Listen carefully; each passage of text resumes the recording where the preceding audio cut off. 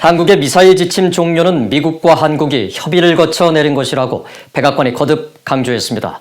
북한 정권이 관영 매체를 통해 이를 비난한 데 따른 반응인데 국무부는 북한 문제에 대해 외교적 해결 의지를 다시 밝혔습니다. 이종훈 기자가 보도합니다. 미국 백악관은 한국의 미사일 지침 종료는 한국이 미국과의 협의를 거쳐 발표한 것임을 거듭 강조했습니다. 백악관 국가안보회의 NSC 대변인실 관계자는 지난달 31일 한국의 미사일 지침 해제와 관련해 북한이 관영 매체 논평을 통해 미국과 한국을 비난한 데 대한 입장을 묻는 VOA의 질문에 바이든 대통령과 한국의 문재인 대통령이 최근 정상회담 후 발표한 미한 공동성명을 강조하면서 한국은 미국과의 협의를 거쳐 개정 미사일 지침의 종료를 발표하고 양국 대통령은 이 결정을 인정했으며 공동성명은 대북 정책도 포함하고 있다고 밝혔습니다. 그동안 미국과 한국 정부 당국은 북한의 핵과 미사일 위협에 대응하기 위해 미사일 지침을 몇 차례 개정해 한국군이 개발할 수 있는 미사일의 사거리 중량을 늘려왔으며 바이든 대통령과 문 대통령은 지난달 21일 미한 정상회담에서 미사일 지침 종료를 통해 한국의 미사일 개발에 대해 부과했던 800km 사거리와 중량 제한을 완전히 해제했습니다. 앞서 이날 북한 대외 관영 매체인 조선중앙통신은 김명철 국제문제평론가 이름의 글을 통해 미국과 한국의 미사일 지침 종료 처사는 고의적인 적대 행위이자 대북 적대시 정책의 집중적인 표현이라고 주장하며 비난했습니다. 또 문재인 대통령에 대해서는 원색적인 표현을 써가며 비난하고 바이든 행정부의 대북 정책에 대해선 권모술수에 불과하다고 주장하는 등 미한 정상회담에 대해 관영 매체를 통한 첫 반응을 내놓았습니다. 미국 국무부는 북한의 이 같은 비난에 대한 VOA의 논평 요청에 외교를 통한 문제 해결을 거듭 강조했습니다. 국무부 대변인실 관계자는 북한 매체에 실린 논평에 대해 알고 있다면서 우리의 대북 정책은 북한과의 외교에 열려 있으며 외교를 모색하는 잘 조율되고 실용적인 접근을 필요로 한다고 밝혔습니다. 그러면서 이 같은 접근법은 미국과 동맹, 해외 주둔 미군 병력의 안보를 강화하는 실질적인 진전을 이루기 위한 것이라고 덧붙였습니다. VOA 뉴스 이존입니다. 북한 정권이 이렇게 미한 미사일 지침 종료 결정을 비난한 것은 바이든 행정부의 대북 정책에 대해 불만을 나타낸 것이라고 미국의 전문가들이 분석했습니다. 또 북한 지도부가 미국과의 대화 재개 여부를 여전히 고민하고 있는 것으로 보인다고 지적했습니다. 김영교 기자입니다. 켄고스 미국 해군 분석센터 국장은 북한이 최근 미한 정상회담에서 비난거리를 찾았다면서 미사일 지침 종료를 자신들에 대한 미국의 적대 정책이 여전하다고 주장하는 근거로 사용하려 한다고 지적했습니다. 그러면서 북한은 현재 상황과 바이든 행정부의 관여 정책이 만족스럽지 않다는 메시지를 보내려 한다면서 북한이 여전히 대미 전략을 고민 중인 것으로 분석했습니다. I think they're still working out what their strategy is going to be. They got to figure out how to get the United States engaged. If they just tick off the United States by, going way up the escalatory ladder, then it basically freezes out their options for engaging the U.S. and puts them firmly in China's orbit. 마이클 오헨런 브루킹스 연구소 선임 연구원은 북한은 군사적 역량을 개선하려는 미한 동맹의 움직임에 항상 반발해왔다고 지적했습니다. 그러면서 북한이 미국의 접근법에 대한 불만을 제기하면서 미국의 신호를 보내려는 움직임을 보인 것으로 진단했습니다. They're not going to ever welcome any improvement in allied military capability. And they also are not that impressed with the Biden administration concept of a step-by-step approach. So they don't really consider that to be very warm and welcoming. So they're trying to send a signal. 에반스 리비어 전 국무부 동아태 담당 수석 부차관보는 북한의 논평이 미국과 북한의 대화 의제를 북한 비핵화에서 멀어지게 하려는 시도라고 평가했습니다. And this is part and parcel of an effort to shift the dialogue away from denuclearization and to shift diplomacy with the United States away from the idea of discussing denuclearization and talk about denuclearization of the Korean Peninsula, which of course does not mean North Korea's denuclearization, and to talk about U.S. hostile policy. And the North Koreans, of course. 리비어 전 부차관보는 특히 북한이 정의하는 한반도 비핵화는 미국의 적대 정책을 철회하는 것이라며 여기는 미한 동맹과 주한미군, 미군의 전략 자산을 포함해 한국과 일본에 대한 핵 우산이 포함된다고 지적했습니다. 그러면서 북한이 원하는 대화는 미국의 적대 관계를 종식시키고 영내 동맹국에 대한 미국의 약속을 종식시키는 것이라는 점을 다시 한번 상기시키는 메시지라고 평가했습니다. VOA 뉴스 김양교입니다. 일본을 방문 중인 존 아퀼리노 신임 미국 인도태평양 사령관이 스가 요시히데 일본 총리를 만나 북한 등 영내 안보 문제를 논의했다고 일본 정부가 밝혔습니다. 아퀼리노 사령관과 스가 총리는 1일 일본 총리 관저에서 만나 강력한 미일 동맹은 지역의 평화와 안정의 초석이며 미일 동맹 강화의 중요성과 자유롭고 개방된 인도태평양 실현을 위한 영내 평화와 안정의 중요성을 재확인했다고 일본 외무성이 밝혔습니다.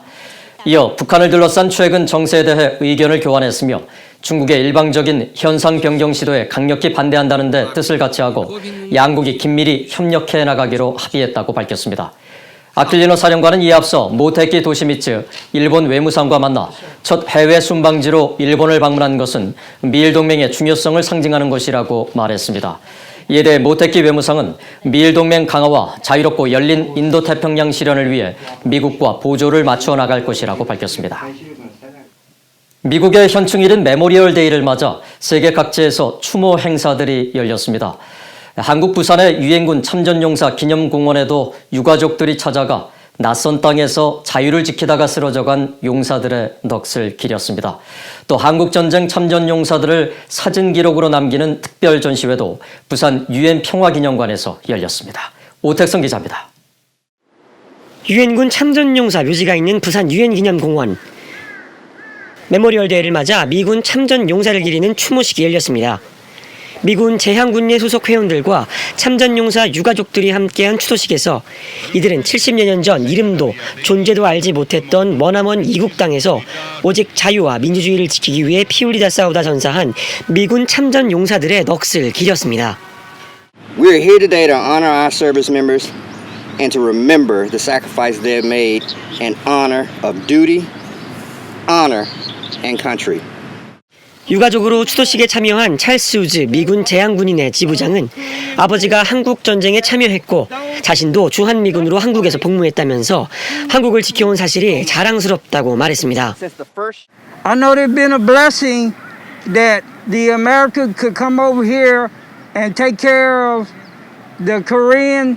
We try to come down here every year to put flags on the grave of the American people that is buried here.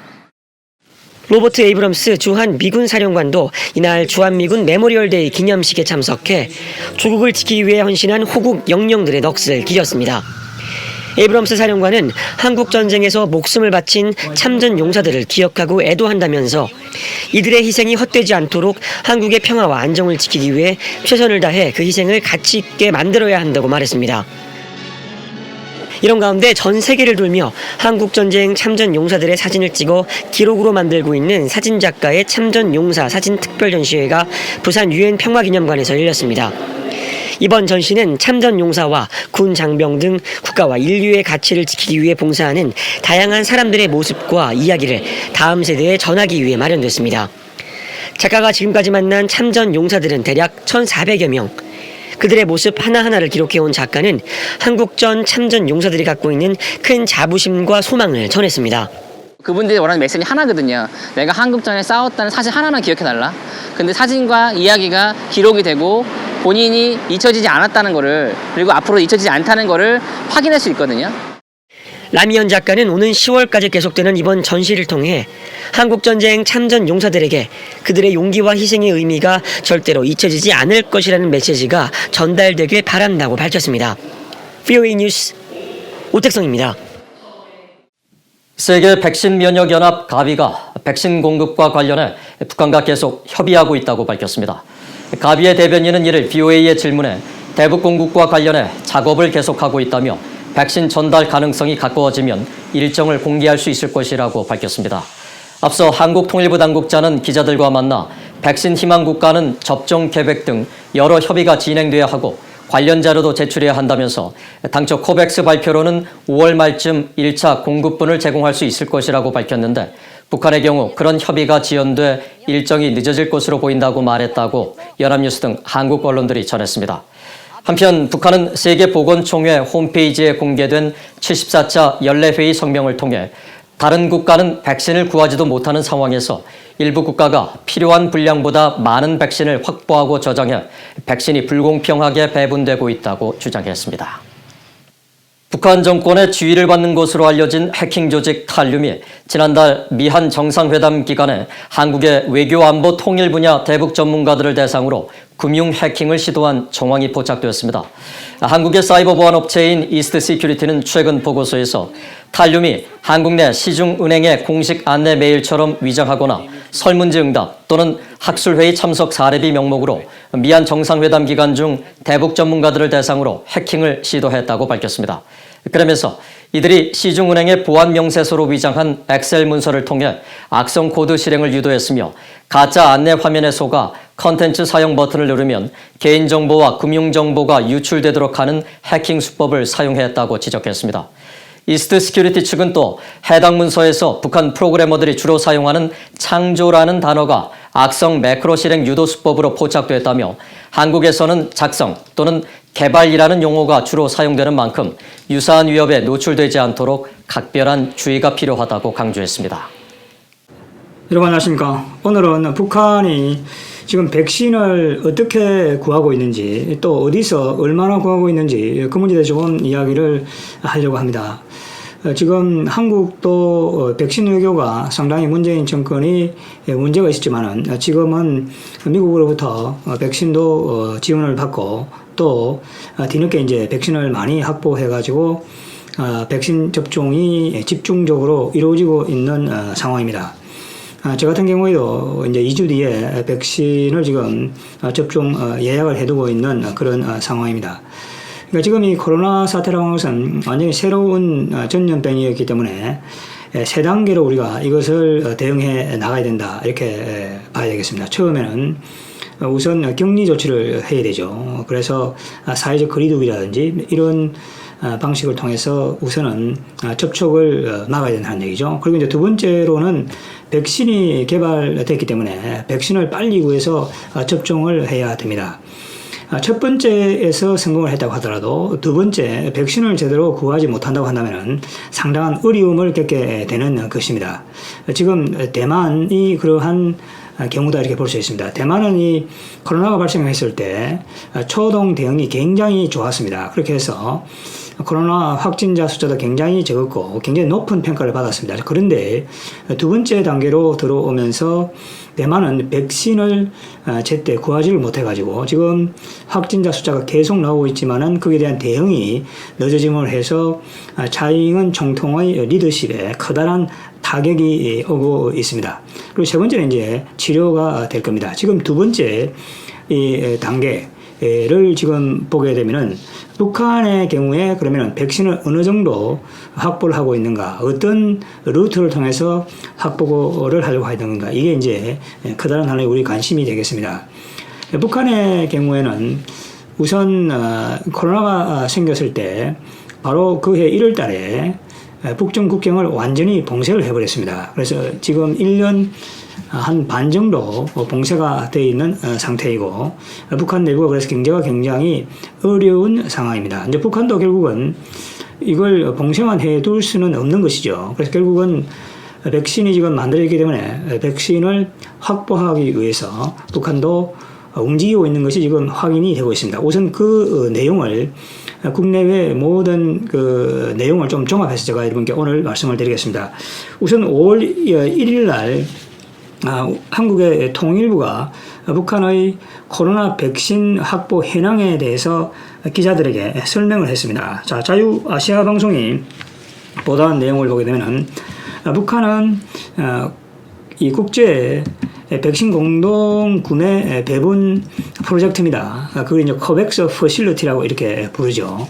거기에 이제 일단 신청을 해두고 있습니다.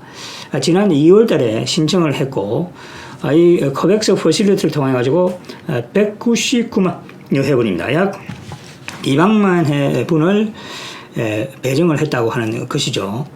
그래서 이 중에서 170만 회분을 올해 5월까지 북한에 전달할 계획이었습니다. 그런데 이 통일부 발표에 따르게 되면 북한은 아직까지 이 백신을 받지 못한 상황이다. 이렇게 지금 발표했습니다.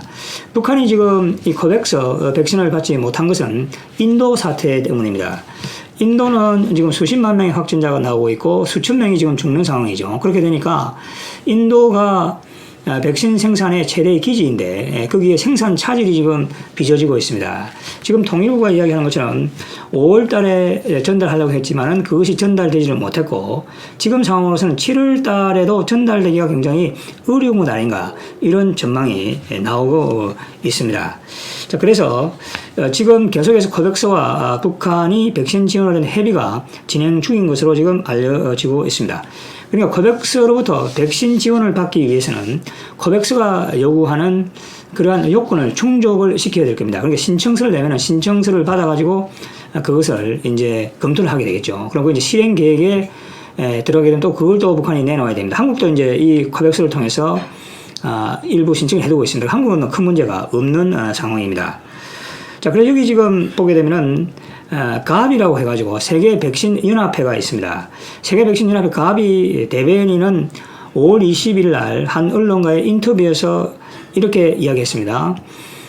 북한이 코백스 이 백신을 받게 되면은 그걸 분배하고 접종을 할 때 모니터링을 받아야 됩니다. 그걸 이제 감시라고 하겠죠. 그 이제 국제 기구의 요원들이 들어가가지고 실제로 그것이 북한 주민들에게 접종이 되는 것인지, 자, 접종을 하고 나면 혈전 검사를 해가지고 면역이 생긴 것인지, 이제 이런 것들을 점검을 해야 된다는 얘기죠. 그런데 이 가비 대변인의 설명은 북한이 이런 분배 감시 조치 없이 백신을 공급받겠다고 요청하지는 않았다 하는 이야기입니다.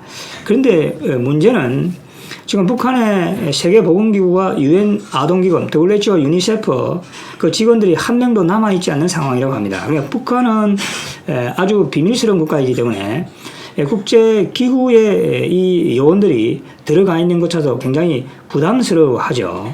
지금 세계보건기구는 북한에 계속 있었고 UN 아동기금도 거기에 있었었는데 최근 이 코로나 사태로 해서 한 사람도 남기지 않고 전부 다 지금 나와 있다 하는 겁니다.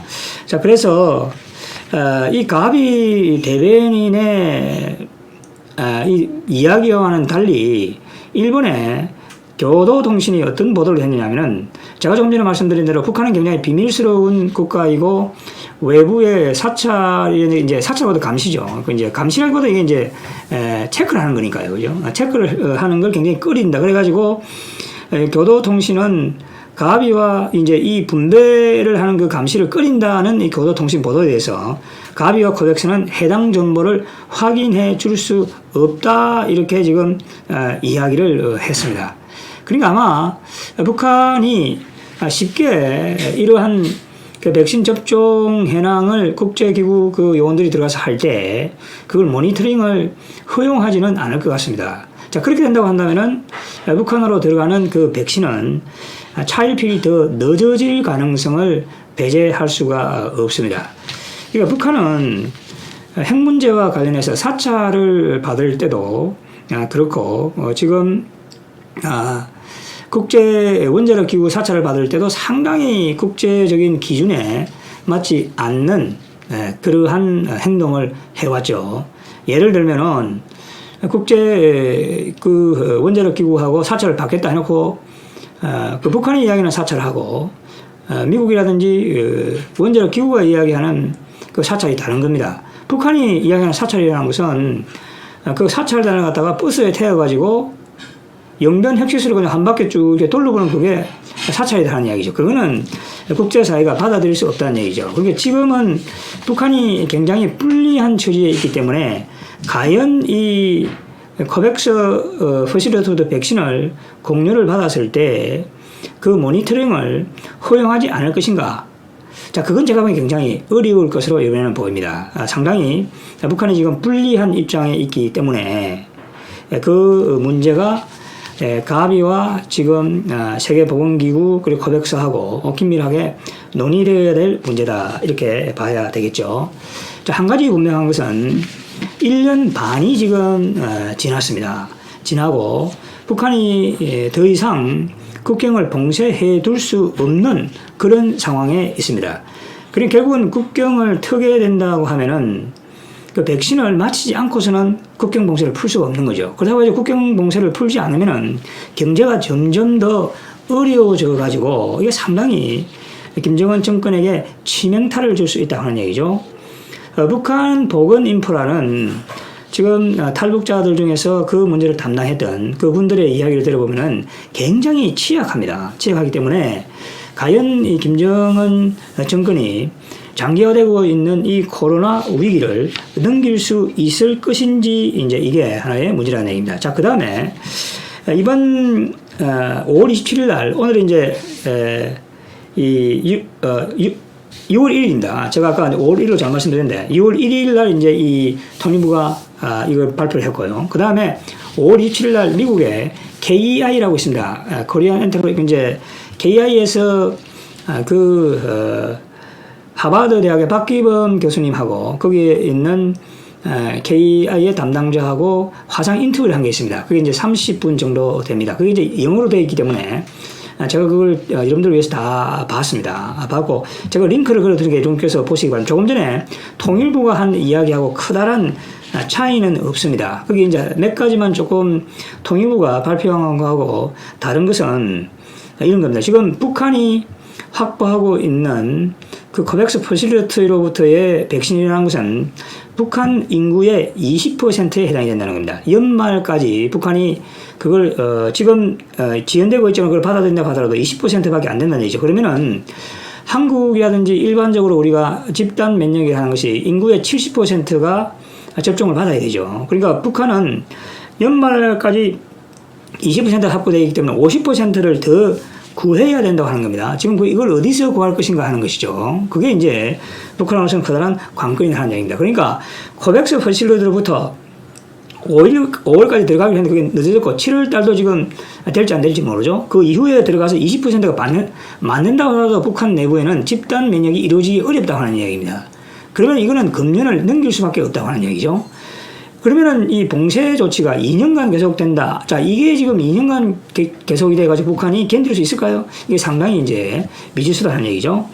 콜린 크룩스 북한 주재 영국 대사가 있습니다. 영국 대사가 작년 1월 달에 북한이 대사관들을 전부 다 이 봉쇄를 했습니다. 거기에 있는 외교관들을 밖에 못 나오게 했어요. 특별한 지역에만 이렇게 몇 군데만 가게 하고 그랬더니 이 콜린 크룩스 북한 주재 영국 대사는 5개월 정도 거기에 감금이 되어 있다가 결국은 작년 5월 달에 차를 타고 그 진흙길을 해가지고 이제 그쪽에서 아마 중국 쪽으로 나온 것 같아요. 나와가지고 지금 북한에 있지 않습니다. 사실상 뭐 거기서 활동을 할 수가 없으니까요. 그런데 콜린 크룩스 북한 주재 영국 대사의 이야기도 지금처럼 북한이 이게 백신도 맞지 않고 코로나 사태가 장기화된다고 한다면 금년 말이 되더라도 외교관들이 북한 내부로 들어가기가 굉장히 어렵지 않겠는가 하는 이야기죠. 그죠? 그런 지금 이야기가 여기서 나오고 있는 그런 상황입니다. 그래서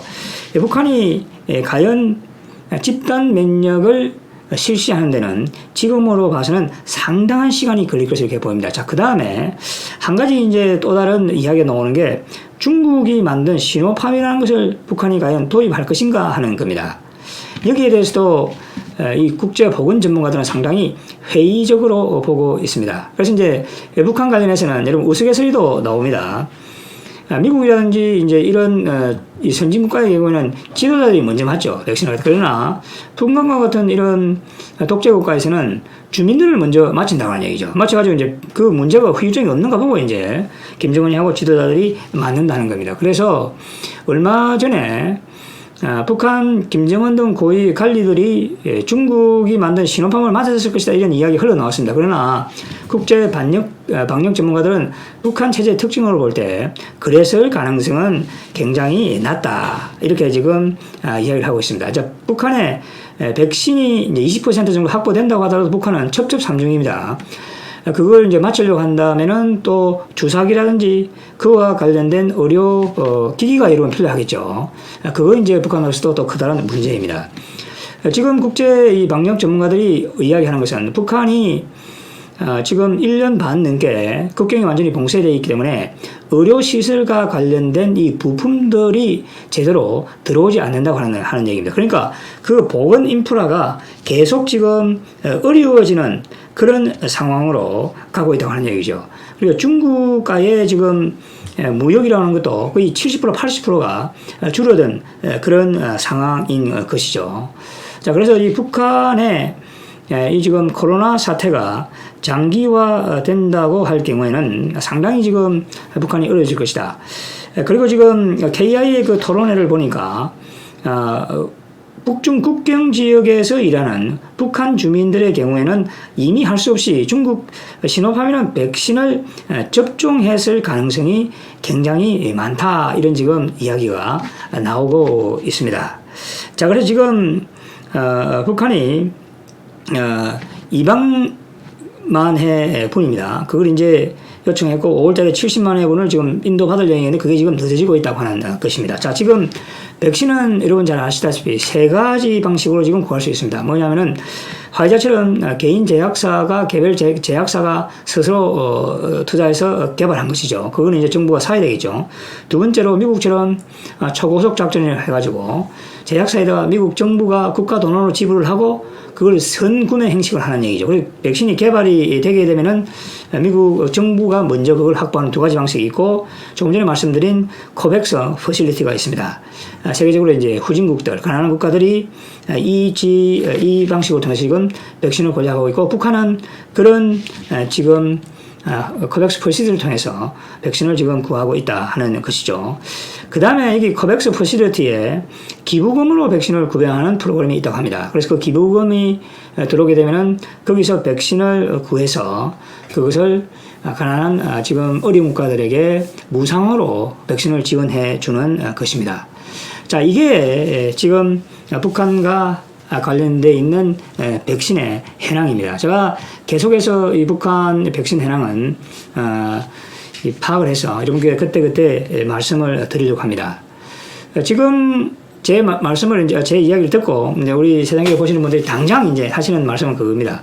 과연 한국에서도 주는 것 아닌가 하는 것이죠, 그죠? 그러니까 북한이 지금 연말까지 이 집단 면역을 하려면 70% 필요한데 20%밖에 확보를 못 하고 있다고 하는 얘기죠. 자, 지금 문재인 정권이 과연 우리 국민들도 지금 집단 면역이 되고 있지 않는 상황인데 북한에 백신을 갖다 준다? 그게 국민적인 공감대를 형성할 수가 여러분 있을까요? 그건 제가 상당히 어려울 것이다 이렇게 생각을 합니다. 그건 이 국제사회하고도 미국과도 아주 긴밀하게 협의되어야 할 상황이다 이렇게 볼 수가 있겠죠. 그러니까 문재인 정권이 이 우리 국민들이 집단 면역도 실시되지 않았는데 북한에다가 백신을 준다?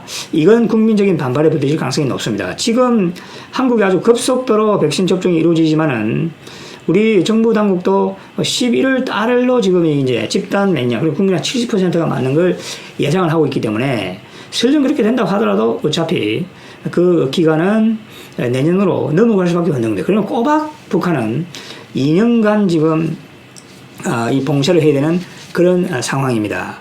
이게 이제 엎친 데 덮친 계획이죠. 그래서 이제 김정은이 처해 있는 삼중고다 이야기를 하는 겁니다. 코로나 사태의 장기화, 국제사회의 제재, 그리고 수해 등 북한 내부 자체의 경제적인 문제, 그죠? 이러한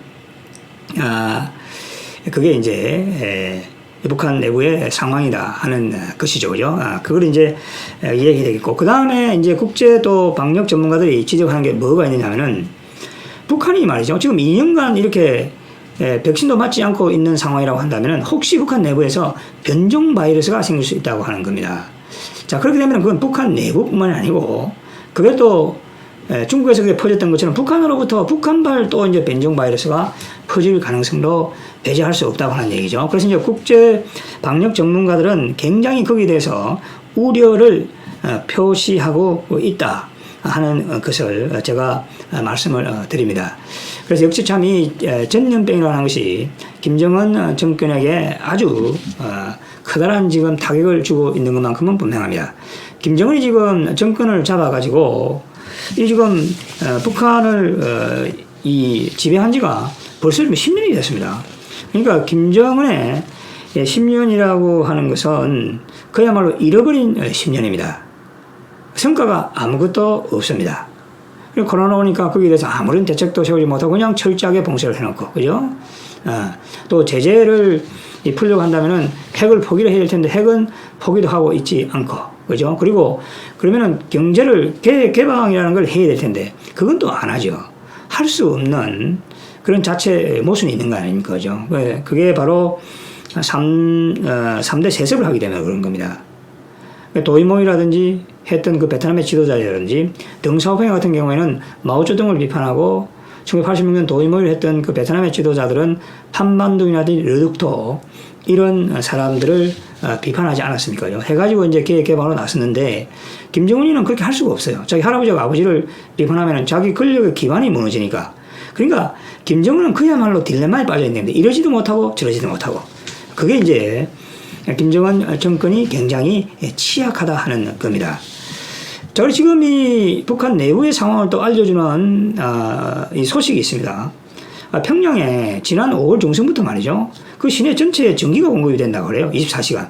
근데 평소에는 5시간, 6시간, 또 적게는 2시간밖에 공급이 안 됐다 그래요. 그러니까 평양의 중심부에만 그 전기가 24시간 공급이 되고 그 외곽 지역은 공급이 안 됐다 그래요. 5월 중순에 갑자기 24시간 전기가 공급되기 시작했다는 얘기입니다. 그리고 그걸 자세히 평양 시민들이 알아보니까 이게 말이죠.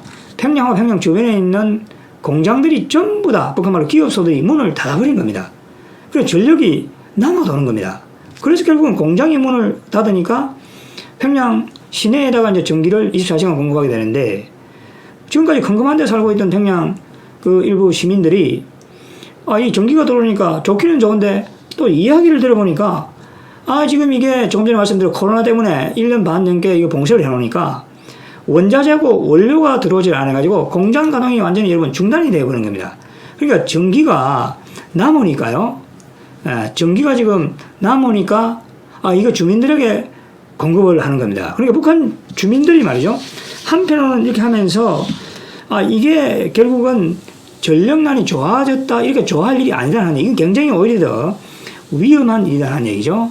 이걸 이제 자유아시아방송이 5월 31일 날 보도를 했습니다. 그래서 수많은 공장들이 이제 북한 기업소들이 거기에 출근하는 북한 근로자들이 원자재하고 이런 게 없으니까 할 일이 없다는 얘기입니다. 그래 가가지고 출근부에 도장만 찍고 하루 종일 거기에 앉아 있다가 그냥 돌아온다고 하는 얘기죠. 그러니까 이게 이제 북한 내부의 그 실태를 그대로 보여주고 있는 것입니다. 이 자유아시아 방송을 조금 전에 말씀을 드리면은 자유아시아 방송의 취재는 철저하게 북한 내부의 취재원이 있습니다. 그래서 그 소식통을 통해서 이 소식을 듣는 것이죠. 그래서 북한 내부의 그 실제적으로 진행되는 소식을 하나씩 확인을 해 나갑니다. 그래서 이 자유아시아 방송이라든지 미국의 소리 방송을 유심히 볼 필요가 있습니다. 그래서 이제 여러분들께서 이제 자주 보실 기회가 없으니까 제가 이제 꼭 챙겨서 여러분께 특이한 것들은 다 말씀을 드리고 있습니다. 그러니까 평양시내 전기는 들어오지만은 지금 어떤 일이 있느냐 하면은 북중 국경이 봉쇄가 되어 있으니까 평양에 고급당 그리고 간부들이 한 6,000명 정도 산다 그럽니다. 그런데 그때 거기에 지금 이 배급되는 일부 부품들이 배급이 되고 있지 않다고 이렇게 이야기합니다. 이거는 1990년 중반에 고난의 행군 때와는 완전히 다른 상황이다 이렇게 이야기합니다. 고난의 행군 1990년대 고난의 행군이 왔을 때 그때도 김정일이가 고급 당 간부들에게는 배급을 다 했다고 합니다. 근데 지금은 당 간부들에게 일부 품목이 배급이 이루어지고 있지 않을 정도로 어렵다. 이런 지금 이야기가 확인이 되고 있습니다. 그러니까 이게 전부 다 바로 코로나 사태가 장기화됨으로 해서 국경 봉쇄가 장기화되고 거기서 오는 이제 아주 부정적인 결과들이 북한 당 간부들에게 비치게 된다 하는 겁니다. 이렇게 되니까 북한 당 간부들의 불만과 이게 이제 터지기 시작하죠. 그러니까 결국은 김정은이가 할 수 있는 건 숙청밖에 없습니다. 김여정이를 내서 숙청을 대대적으로 또 하다가 보니까 김여정이를 이제 청나라 시대의 서태후다, 그리고 악녀다, 이제 이런 식으로 비난하는 목소리가 나오고 있다, 이렇게 지금 이야기하고 있습니다. 그 다음에 이제 북한 내부에 김정은이가 지금 입만 열면 하는 얘기가 반사회주의 풍을 일소해야 된다, 비사회주의적인 행동을 해서는 안 된다, 이런 이야기를 하죠. 근데 반사회주의 풍은 김정은이가 계속해서 이야기를 한다는 그 자체가 심각하다는 얘기고, 그거는 김정은이가 통제하기가 굉장히 어려워질 것으로 보입니다. 이미 북한의 25세 전후는 장마당 세대입니다. 그 당시에 이 소련 동구권이 1990년 초반에 붕괴가 됐을 때 김일성이가 1994년 7월달에 죽죠. 그 전후 해가지고 그러한 소련 동구권과 북한 사이에 연결되어 있던 공급망이 완전히 무너지게 됩니다. 그래서 그때 북한에 고난의 행군이 오게 되죠. 재작년 11월 달에